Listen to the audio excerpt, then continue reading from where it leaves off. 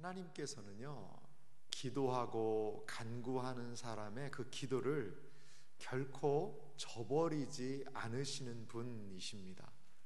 하나님께서 우리의 기도를 듣고 계신다. 이것은 기도하는 신자들이 마음에 결코 잊어서는 안 되는 그러한 중요한 진리입니다.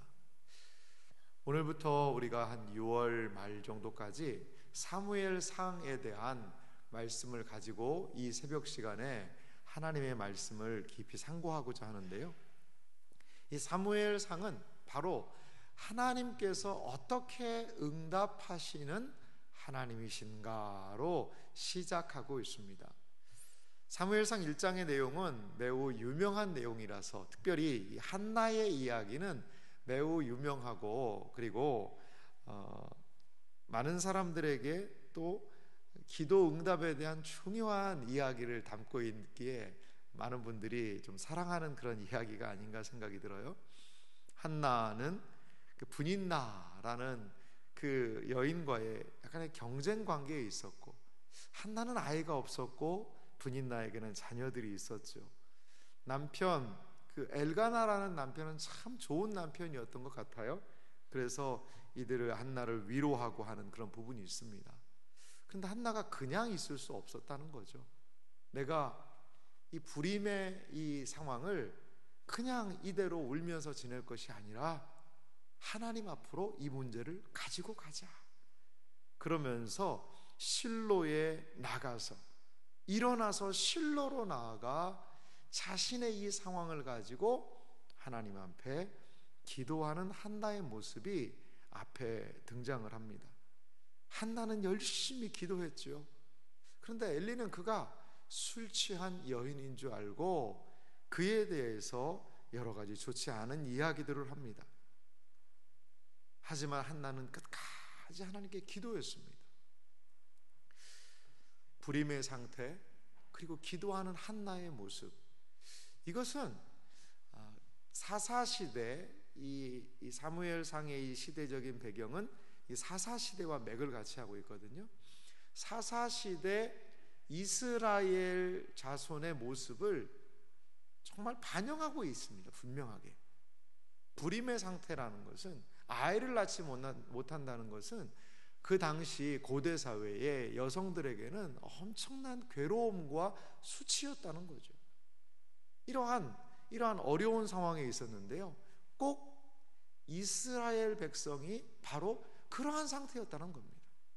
아이를 낳지 못하는 한나가 슬픔과 탄식 속에 있었듯이 이스라엘 그 국가 자체도 하나님의 은혜를 입지 못하는 불임의 상태, 영적 불임의 상태가 이스라엘 백성들의 상태이자 모습이었다는 거죠. 하지만 한나는 그 자신의 상태를 가지고 어떻게 하죠? 하나님께 기도하러 갑니다. 사사시대의 마지막을 보면 어떤 장면이 드냐면요, 기도하지 않습니다. 기도가 사라지는 것을 볼 수 있어요. 점점 사사시대 뒤쪽 부분으로 가면 기도하지 않습니다. 하지만 영적 불임과도 같은 그 이스라엘 백성이 기도하지 않았지만, 하지만 한나는 자신의 상황을 놓고 결심합니다.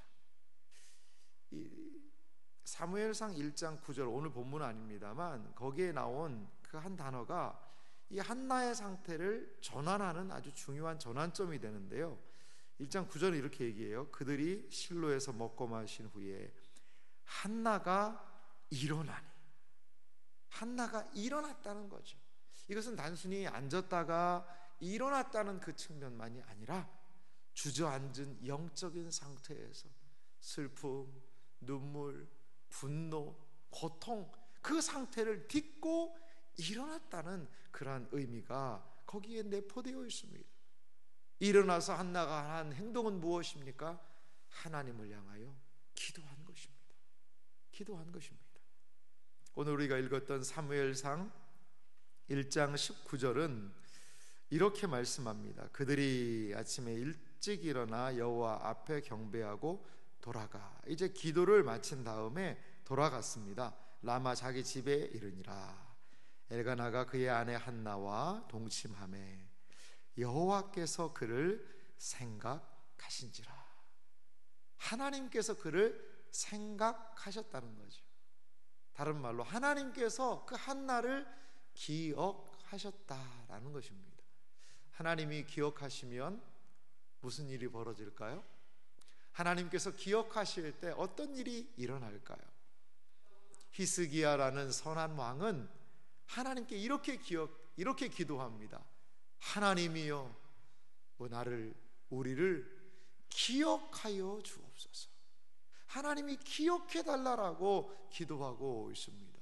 여러분, 하나님이 기억하시면, 하나님께서 기억하시면 기도가 응답되는 줄 믿으시기 바랍니다.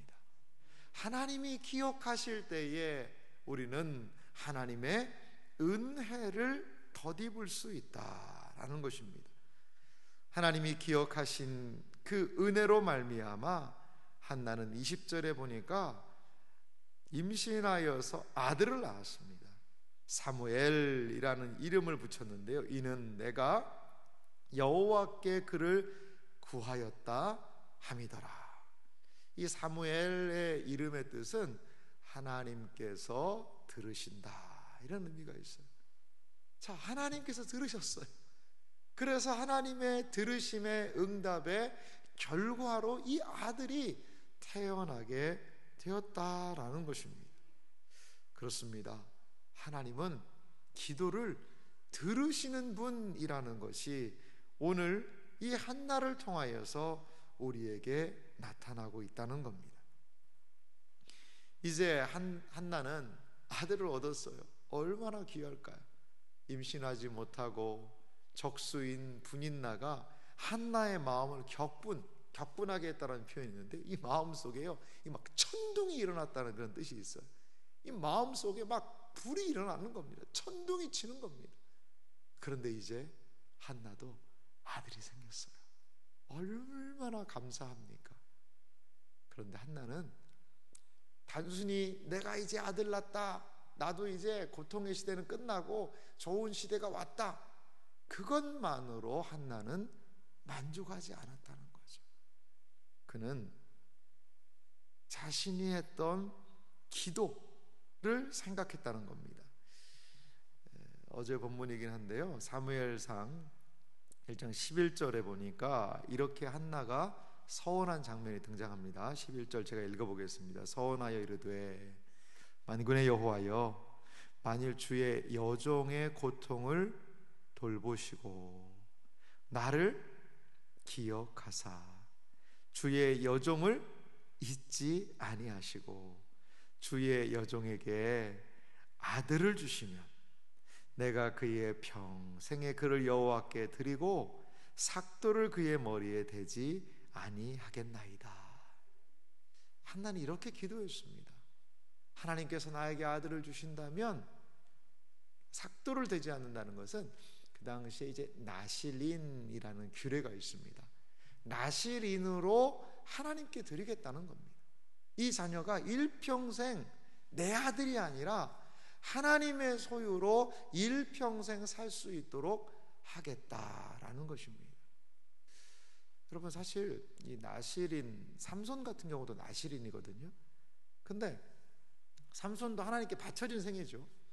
하지만 뭐 집 떠나가지고 어디에 있진 않았거든요. 사사시, 똑같은 사사시대입니다. 근데 이제 한나가 생각할 때 하나님께 이렇게 내가 기도했다는 것은 이 아이의 삶 자체가 이 땅에서 나와 같이 사는 것이 아니라 나를 떠나서 하나님의 집에서 거주하고 기거하고 그렇게 해야 되겠다는 이러한 마음의 결심을 품었던 것 같아요. 근데요, 이게 참 쉬울까요? 오늘 본문 21절부터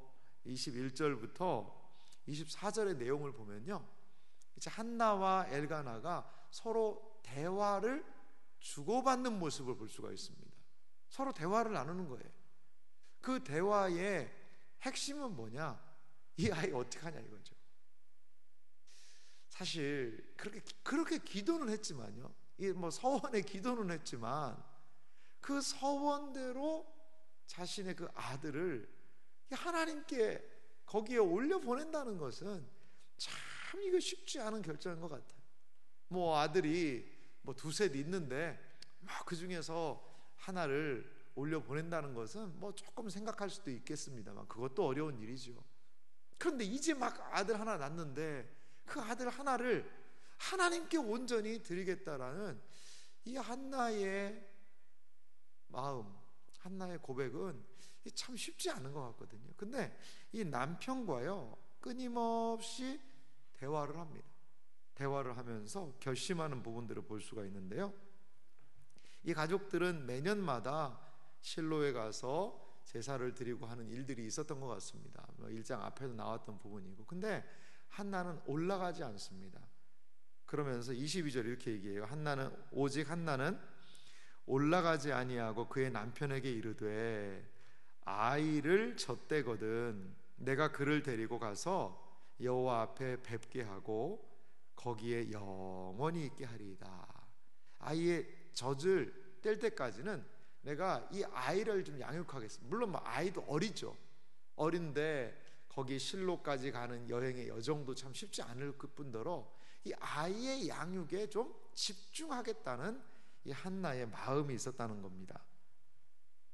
그러니까 이 남편도 참 좋은 사람이에요. 23절 보니까요, 그의 남편 엘가나가 그에게 이르되 그대의 소견에 옳은 대로 하여 그를 젖대기까지 기다리라. 당시에 이 가장은 절대적인 그 권위가 있던 시대였거든요. 그런데 가장이 가자고 그러면 가족은 다 가야 됐습니다. 그런 상황인데도 이 한나는 내가 안 가고 아이를 양육에 집중하겠습니다, 아이 젖댄 다음에 올라가겠습니다 라는 이야기를 하니까 얼마나 이 엘가나 좋은 남편입니까? 그대의 소견에 좋은 대로 하라. 이 아내들은요 이 말을 그렇게 원하는 것 같아요. 아내가 남편에게 무슨 말을 하면 그대의 소견에 좋은 대로 하라 이러면요 아내들이 얼마나 기분이 좋을까요? 당신이 하고 싶은 대로 해요. 뭔 얘기를 하면 이거는 이래서 저거는 저래서 막 여러 가지 토를 다는 것보다 그대의 소견에 좋은 대로 하라. 엘가나는 참 좋은 남편이었던 것 같습니다. 그리고 한나가 얼마나 이 일을 위해서 기도했고 준비했는지를 알았기 때문에 엘가나도 하나님의 뜻에 대한 동의가 있었기 때문에 이렇게 이야기하지 않았을까요? 그래서 23절 말씀 좀 더 보면요, 오직 여호와께서 그의 말씀대로 이루시기를 원하노라 하니라. 이에 그 여자가 그 아들을 양육하여 그가 젖대기까지 기다리다가, 엘가나와 한나 이 두 사람은 하나님의 말씀대로 이루어지기를 원하는 사람들이었다는 겁니다. 저는요 온전한 신앙 안에서 부부가 하나님 안에서 연합을 이룰 때 거기에 분쟁과 분열이 많이 사라질 수 있다고 봐요.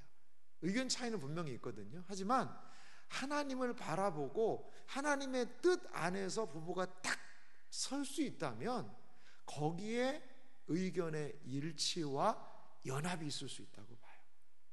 시선이 흐트러지면 안 돼요. 그래서요 이 부부관계는 서로를 바라보면서 서로의 만족을 구하는 관계이지요, 어떤 측면에서는. 근데 이 그리스도인 부부관계는 그것을 넘어섰다는 거죠. 서로의 이해와 서로의 관계만을 보면서 만족시키려는 것이 아니라 이 둘의 시선이요 하나님께 집중되어야 돼요.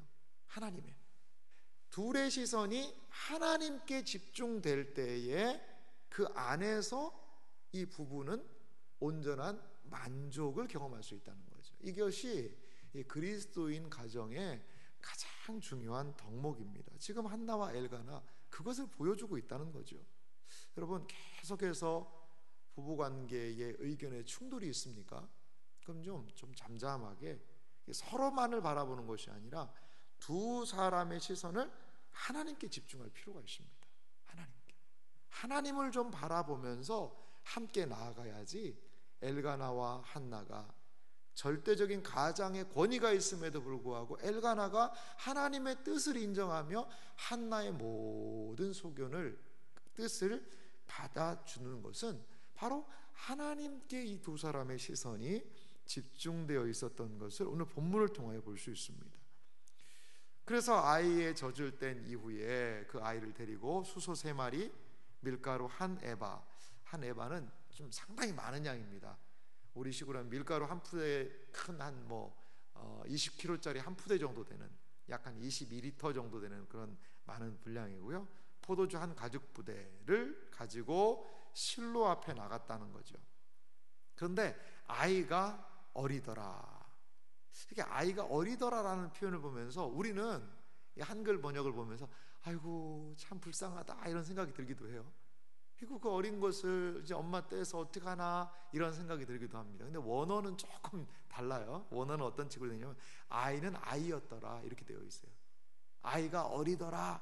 아유 그래서 엄마 떼기가 참 그렇더라가 아니라 아이는 아이였다는 거죠. 자, 사무엘이 어떤 사람이죠? 이 성경 사무엘상이라는 그 기록과 더불어서 사무엘은 이스라엘의 탁월한 지도자입니다. 모세에 필적할 만한 탁월한 지도자요. 그 사무엘은요 킹메이커예요. 초대왕 사울이 사무엘의 발탁에 의해서 이름 부음으로 세워졌고, 그리고 이스라엘의 가장 위대한 왕이라고 할 수 있는 다윗이 사무엘에게 기름 부어서 세워진 사무엘은요 킹메이커고 이스라엘의 그 역사에 새로운 시대를 연 사람이 바로 사무엘이었다는 거죠. 사사시대에서 왕정시대로 넘어가고, 그리고 이스라엘 백성에게 하나님의 놀라운 통치를 보여줬던 사사이자 선지자이자 또한 제사장의 역할을 감당했던 탁월한 지도자였거든요. 근데 그 사무엘이 태어났고, 사무엘은 아이라는 겁니다. 우리로 하여금 아이라는 것을 강조하는 것을 보면서 앞으로 이 아이가 어떻게 이스라엘의 지도자가 될 것인가에 대한 관심을 갖게 하는 단어가 원어에는 쓰였습니다. 단순히 엄마 젖대기가 너무나도 어리네요 불쌍해서 어떻게, 그게 아니라 이 아이인데 이 아이가 어떻게 이스라엘의 그 탁월한 지도자가 됐지? 라는 그것을 우리로 하여금 궁금하게 하는 단어라는 거죠. 보통 젖을 떼는 것은 돌 때도 떼기도 합니다만 보통 3년이라고 유대인들은 생각을 했다고 그래요. 3년간은 충분하게 이 어머니와 아이가 애착 관계 속에서 있고, 그래서 3년이 지나면 아이가 이제 떨어질 수도 있다라고 이들은 생각했다고 그래요, 유대인들은. 그래서 이제 그 아이를 실로 하나님께로 데리고 가는 이 한나의 모습을 볼 수 있습니다. 그리고 한나는 엘리 제사장에게 가서 자신의 누구인지를 이야기합니다. 그리고 서원대로 이 아이가 출산했다는 것을 이야기하고 27절 보니까요, 이 아이를 위하여 내가 기도하였더니 내가 구하여 기도하던 바를 여호와께서 내게 허락하신지라. 사실 이 아이는요 무엇입니까? 기도 응답이죠. 이 사무엘은요 기도 응답이에요. 그런데 그 기도가 응답되어서 이제 그 기도의 응답의 은혜를 내가 누리고 살겠다가 아니라 기도 응답하신 하나님께 이 아이의 삶을 바칩니다 라고 그렇게 기도하고 엘리 앞에서 이야기하는 한나의 모습을 볼 수 있습니다. 28절은 말하죠. 그러므로 나도 그를 여호와께 드리되 그의 평생을 여호와께 드리나이다 하고 그가 거기서 여호와께 경배하니라. 참 한나 개인적으로 볼 때는 아쉽기도 하고 아깝기도 하고, 주셨지만 이제 이 아이가 부재한 상황에서 나는 또 아이 없는 엄마로 살아야 되는 자신의 처지에 대해서도 깊이 생각했을 거예요. 하지만 하나님께 한 약속을 기억했고 또 하나님이 주셨으니 다시 제가 하나님의 은혜를 올려드립니다 라는 이 한나의 이 모습은 마지막에 여호와께 경배의 모습이었다는 거죠. 사랑하는 성도 여러분, 내가 난 아들, 내가 난 딸, 내 것 아닙니다. 그거 꼭 기억하셔야 돼요. 내 소유가 아니에요. 많은 자녀의 갈등의 문제가 내 소유라는 강한 그 집착 때문에 오지는 않는지 생각해 볼 필요가 있습니다. 한나는 이 사무엘을 하나님께 드리잖아요. 그러니까 이 아이를 하나님의 방법으로 하나님께서 키우시는 거예요. 물론 애들을 다 교회에 바쳐가지고 교회에서 키우게 하라, 그런 문자적인 것을 말씀드리는 것은 아닙니다. 이 심리적으로도 말이죠. 내가 낳고 내 아이고, 이러한 너무나도 과도한 집착은요, 오히려 하나님 앞에서 걸림과 장애가 될 수 있습니다. 우리 어머니들 얼마나 이 자녀와 어머니의 애착관계가 있습니까? 하지만 이 세상의 모든 태어난 자녀들은요, 하나님께서 이 세상에 보낸 하나님의 소유라는 것을 우리가 좀 인정해야 될 것 같아요. 그것을 인정해야 될 것 같아요. 그리고 나도 부모에 의해서 태어난 존재지만 하나님 앞에 한 사람이고, 너도 하나님께서 나를 통하여 네가 이 세상에 왔지만 너는 하나님께서 이 땅에 보낸 하나님의 소유다라는 것을 자녀들에게 인식을 시켜줘야 됩니다. 인식을 시켜줘야 됩니다. 네가 내 아들인데 이럴 수가 있냐, 네가 내 딸인데 엄마한테 이럴 수가 있냐 라고 여러 가지 관계적인 갈등이 있을 수 있겠지만, 과도한 집착은 우리의 마음에 참 너무나도 큰 어려움을 주지 않나. 우리는 참 이 부분을 깊이 한번 묵상해 볼 필요가 있습니다. 하나님의 자녀입니다. 내 소유가 아니라 하나님의 소유라는 것을 우리가 기억했으면 좋겠습니다. 사랑하는 성도 여러분, 하나님은 반드시 기도에 응답하시는 분이세요. 그리고 그 응답하심에 대한 그 한나의 반응은 자기의 서원대로 이루신 하나님께 그 서원을 갚는 모습으로 나타나고 있다는 거죠. 하나님은 우리의 인생에 좋은 것을 주시는 분이세요.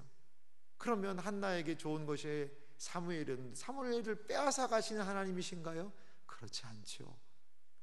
사무엘에 대한 하나님의 그 기도의 응답으로 태어난 사무엘에 대한 하나님의 계획이 계시다는 거예요. 뒤에 본문에서 나오지만 한나는 또 하나님께서 자녀들을 더 많이 허락해 주세요. 그런 은혜가 있다는 것이죠. 우리 하나님 좋은 것을 주시는 하나님이십니다. 기도에 응답하시는 하나님이십니다. 우리의 욕심을 내려놓고 하나님의 응답하심을 감사하며 경배하는 삶을 살아갈 때 하나님께서는 우리의 인생에 하나님의 풍성함을 경험하게 될 줄 믿습니다. 오늘 본문을 통하여 주신 하나님의 이 자비와 은혜를 기억하며 우리도 한나처럼 기도하고 한나처럼 경배하는 믿음의 사람이 되시기를 주님의 이름으로 소망합니다.